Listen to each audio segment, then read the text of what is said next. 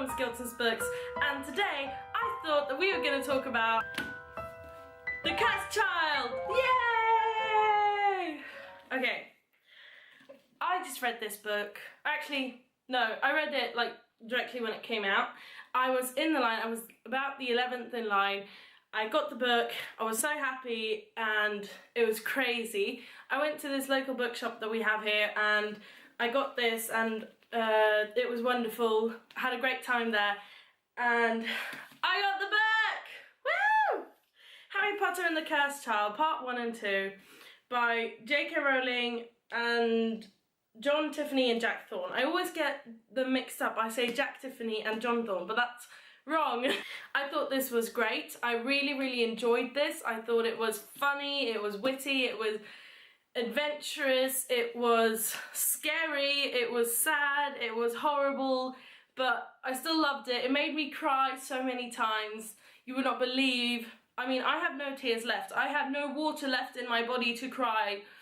So it's about Albus Potter, who is the middle child of Harry and Ginny, and the son of Draco and Astoria Malfoy. And yeah, it's about them and their adventure.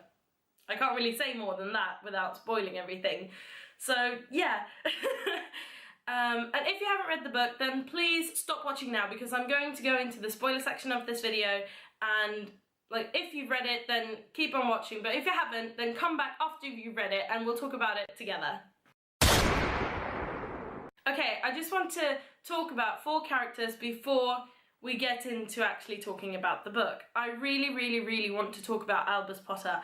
I think that because he is put in Slytherin, he's really worried about this at the first,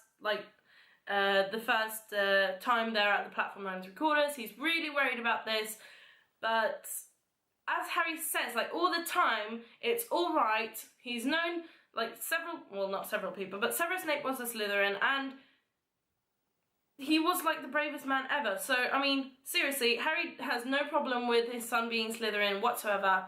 It's just that everybody else feels like, wait a minute, that's not okay, and that's really weird. Why is he in Slytherin? Everything is, like, crazy because everybody else feels like Albus Potter he can't really be Harry Potter's son, because, I mean, seriously, what's up with that?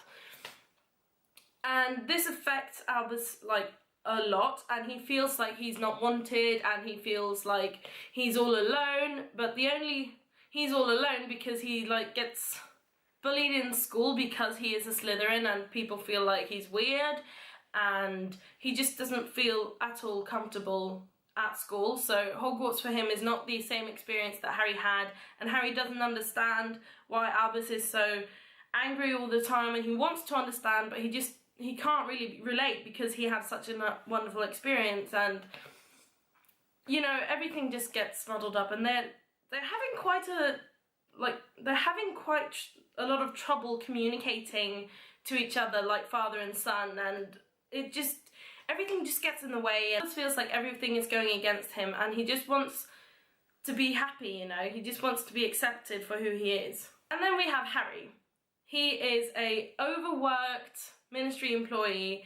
He is stressed about his home life. He's stressed about everybody wanting his autograph and feeling that, oh my god, he saved the world, he's the best thing ever, and he just wants to forget about it, because Harry had a very troublesome time at this time of the war and everything, and he just feels like he just wants to forget about it all, because there were so many things happening that he wants to forget, like Cedric Diggory's death, like Albus Dumbledore's death, and he's not over it at all. He wants to move on in his life and like live with his family and be happy, but he can't do that when his past is like knocking him down all the time. One thing that I noticed about this character, like Harry now in his 40s, is that he's not as sassy as he was while he was younger. So I don't know, has something happened? Is he just that he's lost confidence, or what happened? Because he's absolutely not as sassy as I love him to be. It's like, as I want him to be, because in all the other 7 books, he's like all, oh no, but it's fine because I don't give a shit and everything, and he's like really sassy, and he's always like he always gets back at everybody like really fast, like it goes like that, and then he's like really sassy all the time, but now, I don't really know. There was like 1 or 2 sassy points, like sassy real Harry Potter points, that I was really pleased about, but where is the rest of it? And then Scorpius Malfoy is just the greatest character in all of Harry Potter history. I love Scorpius Malfoy so much. I thought he was a great character. He's quirky, he's funny, he's witty, he's got all the sassy parts as well, and I thought he was so great. I loved his character, and he's struggling, he's having a tough time because his mum is sick and his dad is difficult. We all know Draco's difficult, and everybody's like, he's bullied as well because of this rumour that he is actually Voldemort's son, which is really weird. People are going around saying that he's Voldemort's son because Draco and Astoria had problems getting pregnant.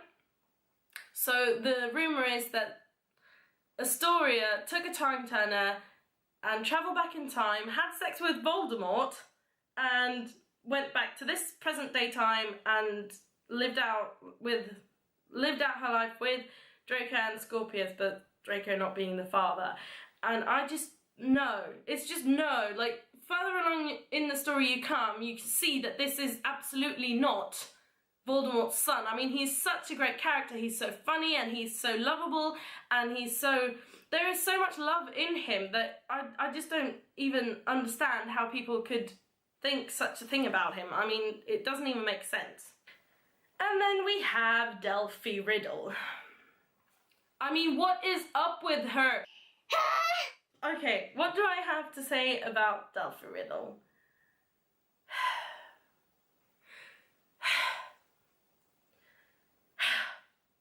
I mean, seriously, woman, you're a 20-year-old girl you're a 20-year-old woman, you take Albus and Scorpius with you to, like, trick them into saving Cedric Diggory and stopping the prophecy, and I don't even know.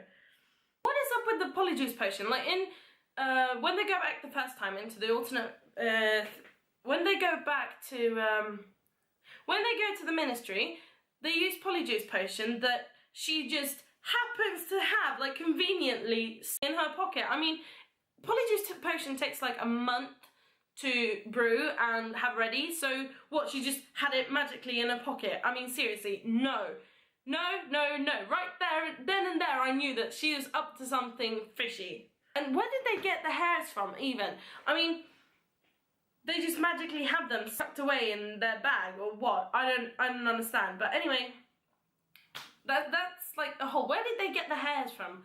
They get into this like telephone box, they go in there, and Ministry of Magic, they're just like, oh, welcome, Harry, Ron and Hermione. But I mean, hello, Harry, Ron and Hermione Polyjuice themselves as Ministry employees like 18 years ago. Have your security not done anything about that at all? I mean, what have you been doing for 18 years? And they get to Hermione's office. The last remaining time turner is hidden somewhere in there. So what they do is Delphi and Scorpius as Hermione and Harry go in and look for the time turner, while Albus as Ron stays outside keeping watch. Hermione strolls by and she wants to get into her office, so Albus / Ron has to distract her, and then he's like, oh, let's have another baby, let's go on a vacation, let's go on holiday. And she's like, no, we have to work, we have like 2 kids, what are you doing? Why are you acting this way? What have you done to my office? He kisses her! That's like his aunt! I was like, Albus, what are you doing? I mean, I get it that he's got this like weird fixation with older women, but whoa, dude. Whoa, just whoa. And how are they gonna like do this scene where the books are sort of like grabbing at them? How is that gonna happen? How are they supposed to be like sucked into the bookcase? How, I tell you, how? I need to know these things. Going back in time the first time, and they like try to get everything, and they try to like humiliate him by getting his wand, like getting Cedric Diggory's wand from him. So what they do is, so they take Cedric Diggory's wand, and then he's like disqualified from the first task of the Triwizard Tournament, and then they go back in time, and everything is weird because Albus is in Gryffindor, Hermione is Defense Against the Dark Arts teacher, and she's basically Snape, and stop sassing me, Albus, because I will take away all Gryffindor's points, and this is like just too much for me. It's like Snape flashback. And then Ron and Hermione are not even together, and Ron is married to Padma Patil, which is really weird, and he's got this like delinquent son, and everything is weird, and everything is, I can't even cope with how weird everything is, and Harry and Albus are still fighting over everything, and everything is wrong. So what they do is like, they have to go back in time again to fix all this, and Scorpius and Albus are not allowed to speak to each other because Harry is like, what are you doing, Harry? Fighting, they go back in time again, and what they do is humiliate Cedric in the second task of the Triwizard Tournament, and they blow up his head and everything. It's really weird. And then they go back to present day again, and then Scorpius is alone. There is no Albus. And who do we see walking by the side of the lake but Dolores Umbridge? I mean, I was just like, no, why, no?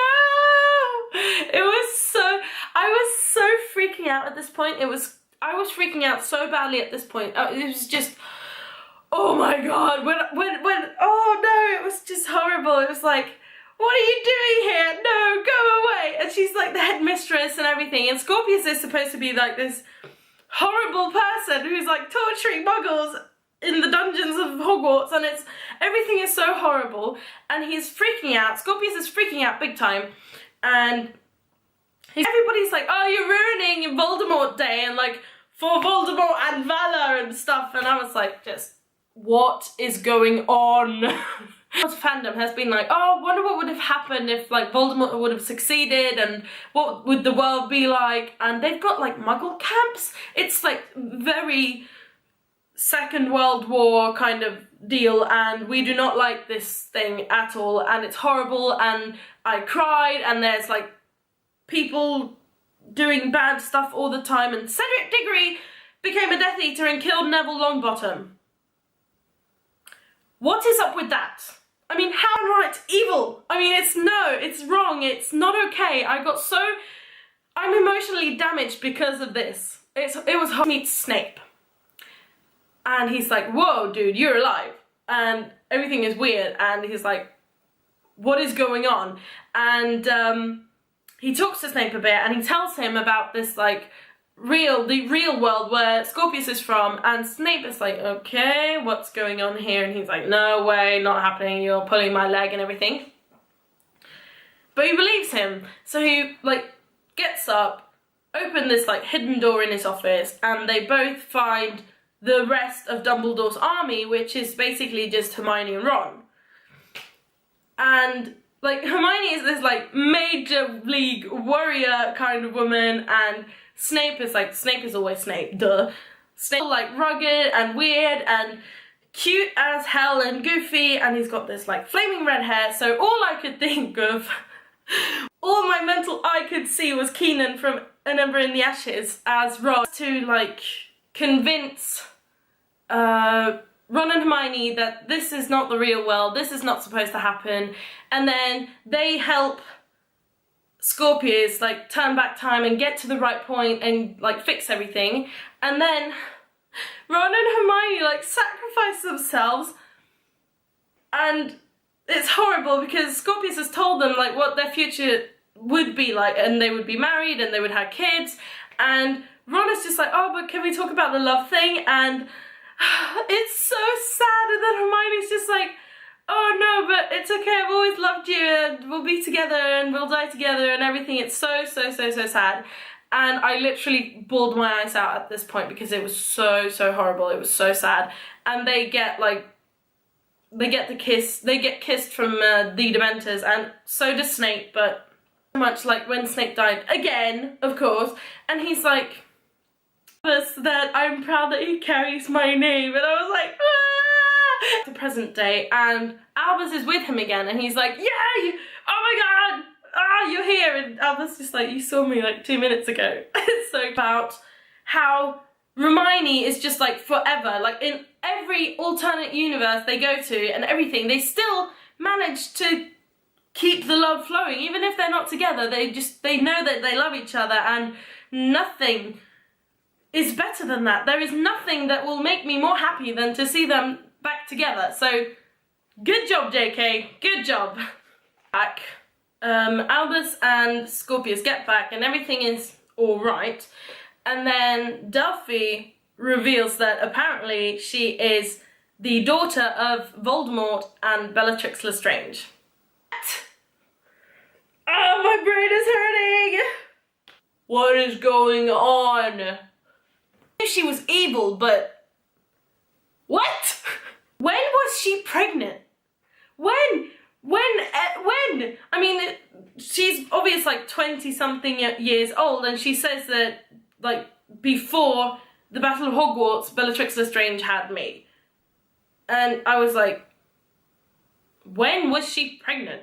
Because there were like, what, 4 months between Harry, Ron and Hermione being at Malfoy Manor and Dobby getting killed, and it was so horrible. But that was like 4 months between that and the Battle of Hogwarts. So, and then she was like obviously not pregnant.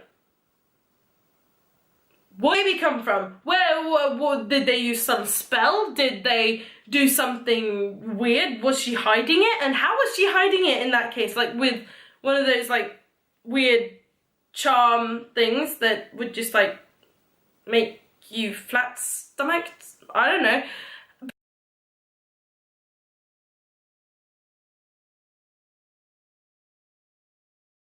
Scorpius kind of talks her out of doing what she's trying to do and gives her another idea. So what she does is goes back to 1981, and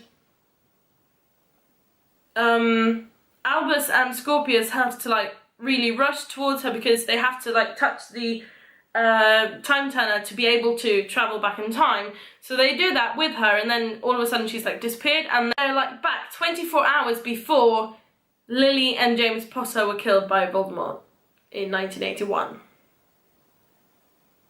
Which was like, what? So what Delphi got from Scorpius' little, I don't know, speech, was that, hey, we can break a prophecy. So what I'm gonna do is go back and tell Voldemort to not kill Harry Potter, like to kill his parents, but not trying to kill him and get set back like 11 years.